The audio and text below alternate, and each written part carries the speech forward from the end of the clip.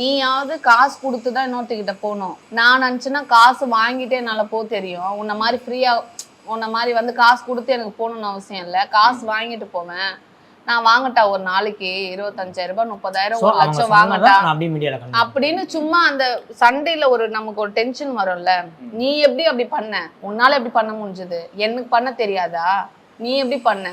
அப்படின்னு ஒரு கோபம் வரும்ல பயங்கரமா. அதுல பேசுனத நான் உண்மையாவே அப்படிதான் பண்ணுவேன்ற மாதிரி அந்த சேனல்ல போட்டாங்க. அது நம்ம ஒண்ணுமே பண்ண முடியாது. அவங்க அம்மாவும் கூட உட்காந்து பேசினாங்களா, அது என்னால ஏத்துக்கவே முடியல ப்ரோ. எனக்கு 3 குழந்தைங்க இருக்காங்க. என்ன விடுங்க. என்னை யார் எப்படி சொன்னாலும் நான் அதை காதுலயே வாங்கிக்க மாட்டேன். நீ என்னமோ சொல்லணும் போ. நீ ஓகேமா? என்ன பேசுற நீ ஓகேமா? என்ன மூஞ்சுக்கு நேரா வந்து எவனா கேட்டானா நீ ஓகேமா? நீ ரொம்ப நல்லவனா? நீனா புக்தரா? நீனா ஏசுவா? அப்படின்னு நான் கேட்பேன். நீ அப்படியா இருந்தா என்ன கேளு அப்படின்னு நானு. இவங்க அம்மா வந்து இவர் கூட உக்காந்து பேசுனது வந்து என்ன எதை சொன்னிருந்தாலும் எனக்கு பிரச்சனை இல்லை. ஆனா எனக்கு 3 குழந்தைங்க இருக்காங்க. அதை யோசிச்சு சொல்லணும்ல. அவங்க ஃபியூச்சர் என்ன? ஒரு தாயை தப்பா சொன்னா அந்த குழந்தையும் அப்படிதான் அப்படின்னு தான் சொல்லுவாங்க. அதுதான் இவ்வளோ வருஷம் அதுதான் நடந்துன்னு வருது. அதை மாத்தவே முடியாது யாராலையும். உன் அம்மா அப்படியா? அப்ப நீயும் அப்படிதான் இருப்ப. எத்தனை பேரை நம்ம கேட்டிருப்போம்? எத்தனை பேரை கேட்டிருப்போம்? நானே கேட்டிருக்காது. எனக்கே நடந்திருக்கு.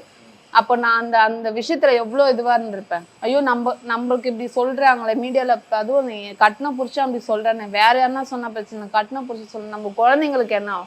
அந்த ப்ரெஷர் எனக்கு பயங்கரமா இருந்தது. இவர் வந்து குடிக்கிற பழக்கம் இவருக்கு இருக்குது. அது நான் ஏன்னா வேற வழி இல்லை. ஒன்ன மறைக்கிறேன்னு சொல்லிட்டு எல்லாத்தையும் என்னால மறைக்க முடியாது. குடிக்கிற பழக்கம் இருக்குது.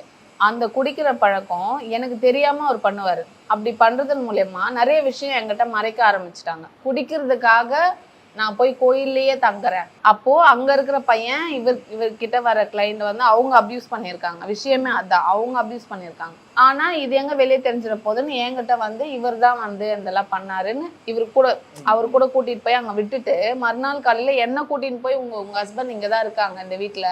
இது வந்து ஒரு பிராத்தல் பண்றவங்க அவங்க வீடு இது அப்படின்னு சொல்லிட்டு எனக்கு ஒண்ணுமே புரியல. அங்க எப்படி இருக்கும்? நான் எவ்வளவு உன்னை நம்பி இருப்பேன். உன்னை நம்பி தானே கோயில்ல விட்டேன். நீ சாமியாருன்னு சொன்னதுனால தானே உன் பக்கம் எந்த பொண்ணுங்களும் வரமாட்டாங்க. நானும் உன்னை வந்து எதுவுமே நோட் பண்ணல. ஒரு ஃபோன் கால் பண்ண மாட்டேன். சரி நீ பூஜையில இருப்பேன்னு சொல்லி நான் விட்டுருவேன். நீ எப்படி இந்த மாதிரி போய் ஒரு வீட்டுல போயிருப்பேன்னு எனக்கு எந்த அளவுக்கு அதிர்ச்சியா இருக்கு. நடந்தப்ப 2 பேரும் ஒருத்தர் பேசிக்கணும்.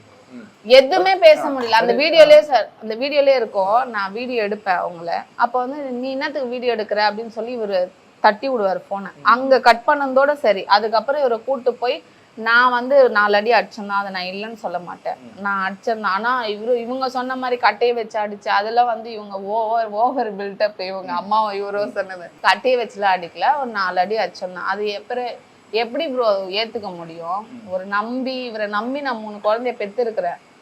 எப்படி ஒத்துக்க முடியும்?